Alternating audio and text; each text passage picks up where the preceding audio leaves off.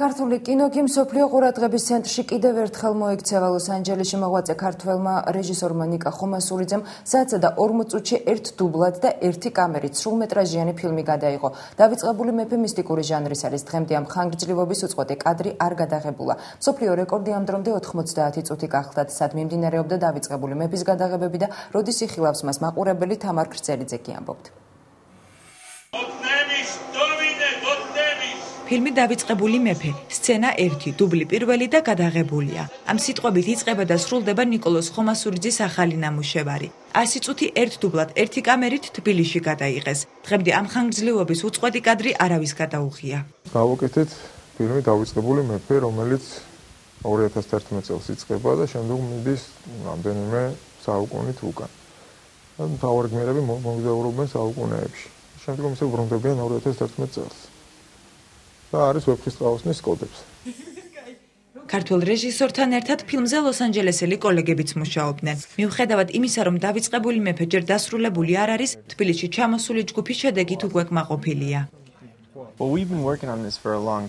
ჩვენ ამ პროექტზე დიდხანს ვმუშაობდით. 7 თვის განმავლობაში ვცდილობდით წარმოგვედგინა ყველაფერი. რასაც თქვენ აქ ხედავთ, საოცრებაა. მხოლოდ ამ პავილიონში 11 ოთახი გვაქვს. გადაღება კი სასტუმროში დავიწყეთ. ეს ყველაფერი რთული წარმოსადგენი იყო, როცა ლოს-ანჯელესში ვმუშაობდით. მაგრამ როდესაც ჩამოვედით და ვნახეთ, დავწმუნდით, რომ აქ მუშაობისათვის ყველა პირობაა შექმნილი. ქართველებმა საოცარი საქმე გააკეთეს.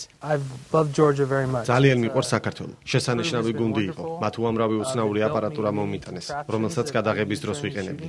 ყველაფერი უსაფრთხო და ძალიან კარგია. ასე რომ მომეწონა აქაურობა და სიამოვნებით დავბრუნდები კიდევ. შეგიძლიათ საიდუმლო თაროთი, რომელიც ილიას ვიდეოს უერთდება.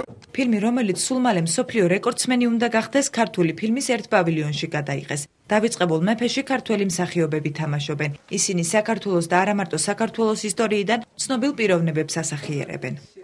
დემეტრე ორბელი, ეს არის ჩემი როლი. ძალიან საინტერესო, ძალიან რთული როლია, იმიტომ რომ დემეტრე არის ადამიანი, რომელიც ცდილობს მიხვდეს ვინ არის. პრინციპში წარმატებული ამერიკელი პროდიუსერია, მაგრამ როგორც აღმოჩნდება სცენარიდან, ეს არის დავიწყებული მეფე.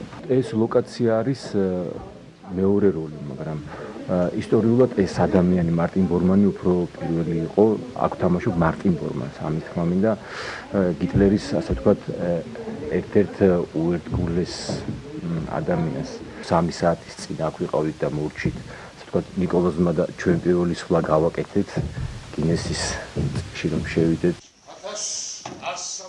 დავიწყებული მეფის ბიუჯეტმა დაახლოებით $100,000 შეადგინა. ფილმზე მუშაობა სავარაუდოდ ნოემბერში დასრულდება. კინოეკრანებზე კი დეკემბერში გამოვა.